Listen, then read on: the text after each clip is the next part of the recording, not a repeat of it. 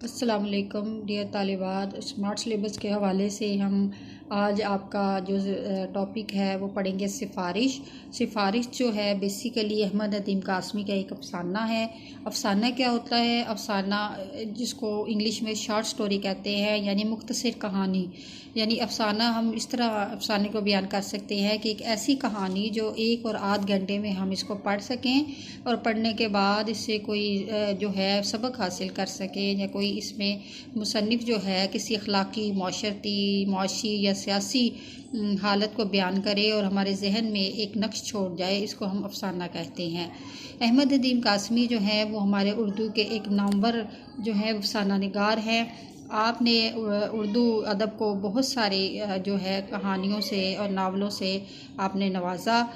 आपकी तसानीफ़ में बहुत सारे जो है वो मजमूए जो है अफसानों के मौजूद हैं, जैसे चौपाल, बगोले, तुलुए आफ्ताब, सैलाब गिरदाब, सुनाटा, कपास के फूल जो है किताब, ये आपका जो सबक सिफारिश है ये इसी से लिया गया है। इस सबक में जो है मुसन्निफ़ अफसाने के ज़रिए, मुख्तसर कहानी के ज़रिए हमें दो मुख्तलिफ़ तबक़ों की तर्ज़ ज़िंदगी और रवैयों की अक्कासी करते हुए नज़र आते हैं। अफसाने का एक किरदार जो है वो बाबूजी है, जो दरमियाने तबके का फ़र्द है, और फ़ीका जो है वो एक कोचवान यानी टांगा चलाने वाला एक निचले तबके का नौजवान है। और बाबूजी फ़ीके से बेहतर माशरे का फ़र्द होने के नाते उसके लिए नहायत ज़रूरी काम को भी गैर अहम समझता है, लेकिन इनकार भी नहीं करता, और इससे मामूली कामों के लिए उसके पास वक्त है लेकिन आम आदमी के लिए नहीं है। दूसरी तरफ आम आदमी की ज़िंदगी के बारे में बताया गया है कि वो उसको अपना मौसर समझते हुए ममनून व एहसान है, हालाना उसके काम जो है वो कुदरती तौर पर हो जाते हैं। मुसन्निफ़ ने एक ऐसी माशरती जो बात की तरफ तंज की है जो आम आदमी की सादगी से फ़ायदा उठाते हुए उन्हें ख्वामख्वाह ममनून एहसान करते हैं। सिफारिश जो नाम से ही ज़ाहिर है कि फ़ीका कोचवान जो था, उसका जो वालिद था वो किसी वजह से उसकी आँख जो है वो ख़राब हो जाती है, और फ़ीका कोचवान जो है वो बाबूजी यानी मुसन्निफ़ के पास आता है कि शायद उसके जो बाप का जो इलाज है वो बेहतर तौर से तब भी हो सकेगा जब बाबूजी उसकी सिफारिश करेंगे। लेकिन बाबूजी क्या करता है कि वो फ़ीके को रोज़ बरोज़ नई नई बातें सुना के उसको रवाना करता है और करता कुछ नहीं है। तो मुसन्निफ़ ने इसी बात की तरफ तवज्जो दिलाई है कि सिफारिश जो है वो कुछ नहीं है, कोई दुनिया में कोई भी अहम इसकी अहमियत नहीं है, बल्कि जो काम होता है वो अल्लाह की तरफ से होता है, और हम खामख्वाही लोगों के पीछे भागते रहते हैं और नेचुरल तरीके से हम अल्लाह की रज़ा पर राज़ी नहीं होते। बाकायदा मज़मून का और इसका सबक का आगाज़ करते हैं। मोहल्ले की बड़ी गली से के मोड़ पर 3-4 तांगे हर वक्त मौजूद रहते हैं, मगर इस रोज़ मैं मोड़ पर आया तो वहाँ एक भी तांगा नहीं था। मैं मुराद यानी मुसन्निफ़ कहते हैं कि जिस दिन मैं मोहल्ले की बड़ी गली से 3-4 तांगे हर वक्त मौजूद रहते थे, उस दिन जिस दिन मैंने रवाना होना था वहाँ पे कोई भी गली की नुक्कड़ पर तांगा नहीं था। मुझे खासी दूर भी जाना था और जल्दी भी पहुंचना था, इसलिए तांगे का इंतज़ार करने लगा। तांगे तो बहुत से गुजरे, मगर सब लगे हुए थे यानी सब में सब मुसाफिर बैठे हुए थे। अचानक मैंने फ़ीके कोचवान को अपनी तरफ आते हुए देखा तो पुकारा, भाई फ़ीके, तांगा कहाँ है? तांगा लाओ। कोचवान क्या होता है? तांगा चलाने वाले को कहते हैं। तांगा तो बाबूजी आज नहीं जोड़ा है, फ़ीके ने जवाब दिया। मैंने देखा कि फ़ीका कोचवान का कोचवान और पहलवान का पहलवान था। कोचवान का कोचवान यानी तांगा चलाने वाला का उसका जो थी उसकी वज़ाकता, उसका लिबास वैसा था, लेकिन पहलवान का पहलवान यानी पहलवानों की तरह उसकी जसामत थी। उसने आज शेव भी नहीं बनवाया था, शेव यानी दाढ़ी। उसकी आंखें भी सुरमे से महरूम यानी सुरमा नहीं लगा हुआ था, और बोटी की तरह सुर्ख हो रही थी। बोटी की तरह यानी गोश्त की तरह सुर्ख हो रही थी। क्या बात है फ़ीके? मैंने जवाब पूछा। वो बोला, बाबूजी एक काम है। कहाँ? हाँ कहो, मैंने कहा। काम ये है कि बाबूजी कि आप मेरे बाबा को तो जानते हैं ना? फ़ीका बोला। उसकी एक आंख चली गई यानी आंख ख़राब हो गई है। ओहो, मुझे दुख हुआ। कैसे गई? क्या कोई हादसा हुआ? जी नहीं। फ़ीके के चेहरे पर भूलपन का छींटा पड़ गया। भूलपन का छींटा यानी वो मासूम सा, सादा सा उसका जो है वो इजहार करने लगा। लाल लाल तो वो हर वक्त रहती थी और इसमें से पानी बहता रहता था। आप तो जानते हैं ना, आप तो बाबा के साथ कई बार तांगे पर बैठे हैं। तो बाबूजी कल क्या हुआ कि बाबा मिस्री शाह में से गुजरा तो एक हकीम सुरमा बेच रहा था। मिस्री शाह यानी लाहौर के एक इलाके का नाम है मिस्री शाह।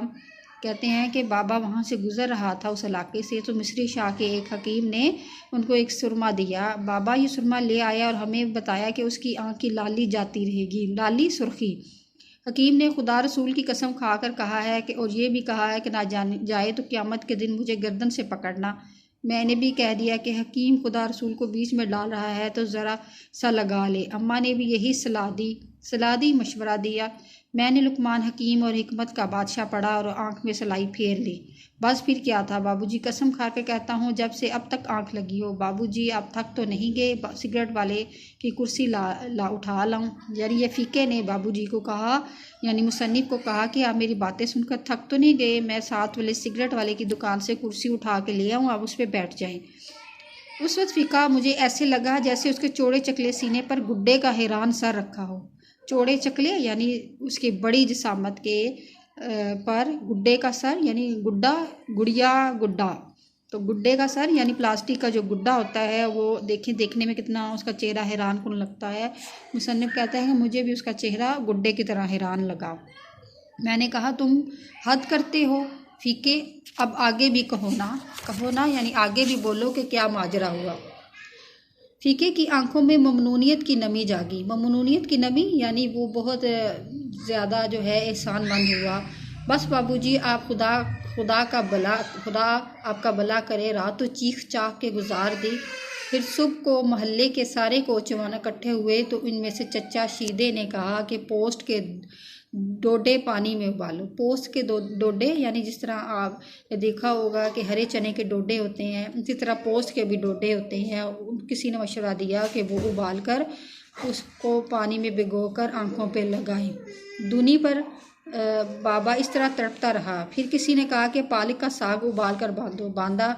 जब खोला तो बाबा ने साफ कह दिया कि अब क्या जतन करते हो, मेहनत करते हो। आग का दिया तो बुझ गया, आँख का दिया यानी नूर तो ख़त्म हो गया।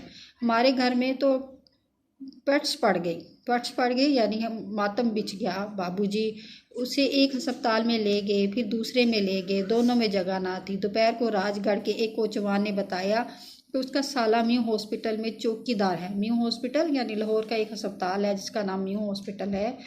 उसके चौकीदार उसके किसी ने कहा कि उसका साला म्यू अस्पताल में चौकीदार है। उसकी सिफारिश से जगह तो मिल गई पर बरामदे में, वो भी कोई ऐसी बात नहीं। पर बाबूजी शाम होने को आई है और अभी तक कोई डॉक्टर तो क्या कोई नर्स भी उधर नहीं आई। आप साहिब लोग हैं, ये देखिए हाथ बांधता हूँ, मेरे साथ चलकर किसी डॉक्टर से ये कह दीजिए कि सदीक के मरीज़ को ज़रा सा देख ले।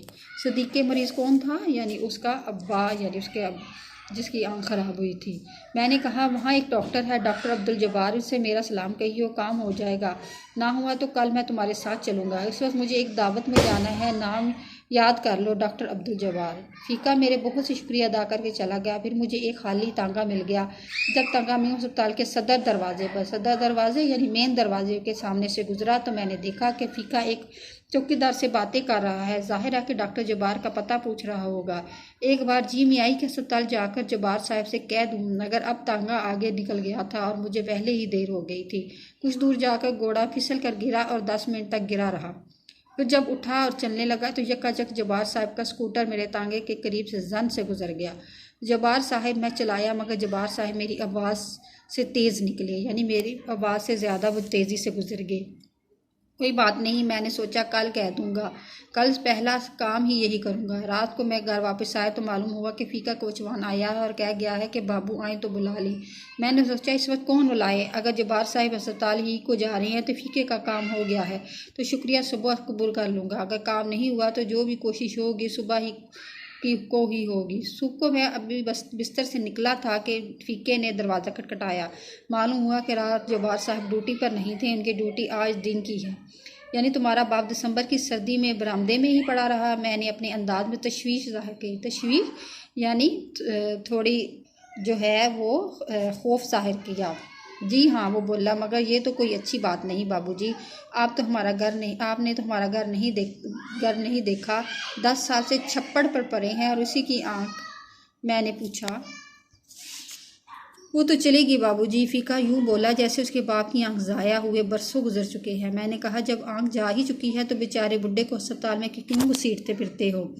वक्त ही ज़ाया होगा, रुपया भी ज़ाया होगा। फीका बोला, बाबूजी क्या पता आंख के किसी कोने खदड़े में बिनाई का बूरा पड़ रहा हो।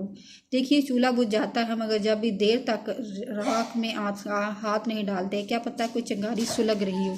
चिंगारी? शोला सुलग रहा हो। फीका बोला, बाबूजी क्या पता। मैं इस बात से चौंका। आज तक फीके ने मुझसे सिर्फ चारे की महंगाई और आटे की मिलावट के मौजू पर बात की थी। फिर वो आज से बोला, ज़रा सा मेरे साथ चलिए। अजीज़ तालिबात, आज के लिए इतना ही काफ़ी है। उम्मीद है कि आपको यहाँ तक समझ आ गई होगी। अल्लाह हाफिज़।